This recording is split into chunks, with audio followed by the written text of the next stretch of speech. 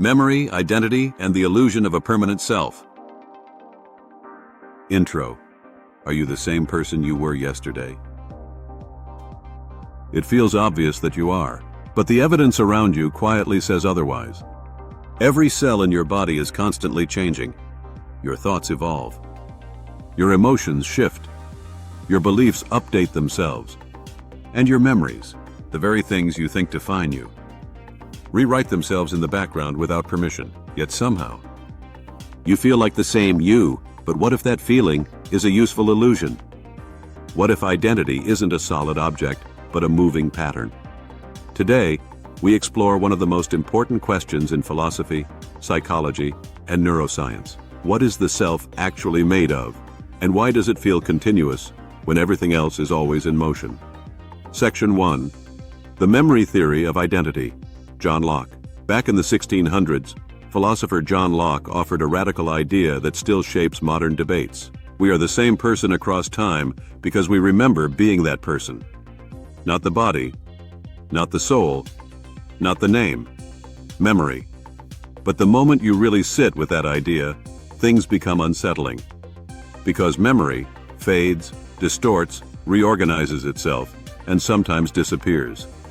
If memory defines identity, then your identity is constantly being edited, rewritten, and remixed by your brain. You aren't a fixed object. You are a process, a continuous act of remembering. Section 2. The Reconstruction Project of the Brain. Modern neuroscience reveals something even more surprising. The brain does not store memories like recordings. It stores instructions for recreating them. Every time you recall a memory, you don't retrieve it, you rebuild it. And in rebuilding it, you subtly change it. This means every recall alters the memory. Your past shifts over time, your brain updates your history like software patches, and the version you remember today is not the version you remembered 10 years ago. This continuous editing process is called memory reconsolidation, and it means something profound. You are not remembering your life, you are rewriting it, one moment at a time. Your brain is editing your identity to make it fit the story you believe about yourself. Section 3. The Narrative Self. Contemporary Cognitive Science. Modern researchers now believe the brain creates a narrative self, a running story that explains your experience. Your mind selects certain memories, filters out countless others, highlights emotional moments, and smooths over contradictions to create a storyline that feels stable. But here's the thing, you don't experience raw reality.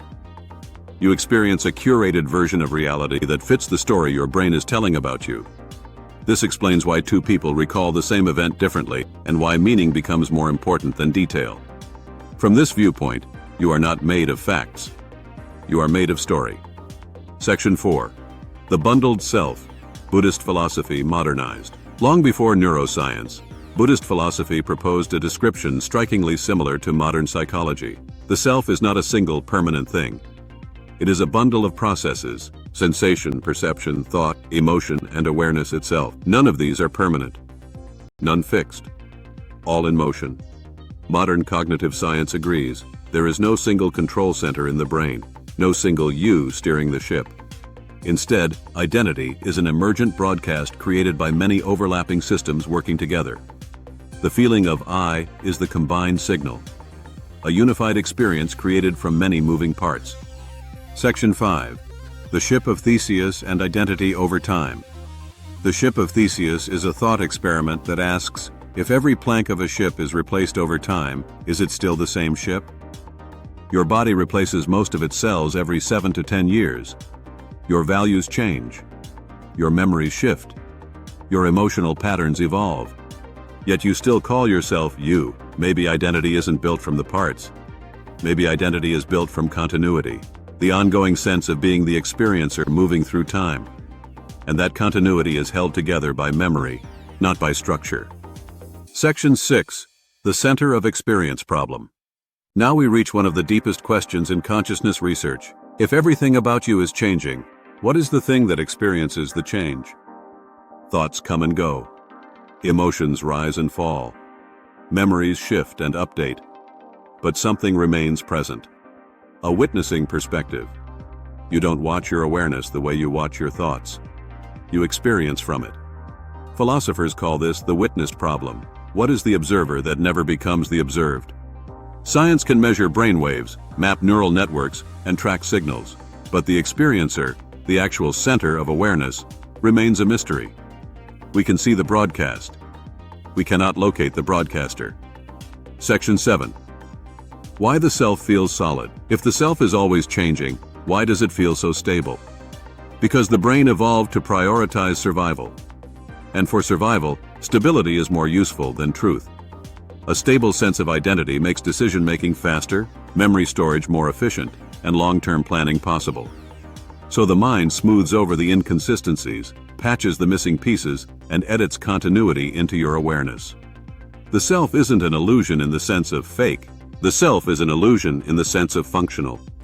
It works. It keeps you moving forward. Section 8. The possibility of multiple selves. Modern psychology recognizes something you've likely felt your entire life. You are not one person. You are many. Identity shifts based on context, emotion, and environment. The version of you at home is not the version of you at work. The version of you in memory is not the version of you in imagination. Identity behaves less like a single fixed beam, and more like a constellation, a network, a multi-layered system, a dynamic broadcast, a cluster of signals sharing one awareness. You are not one self.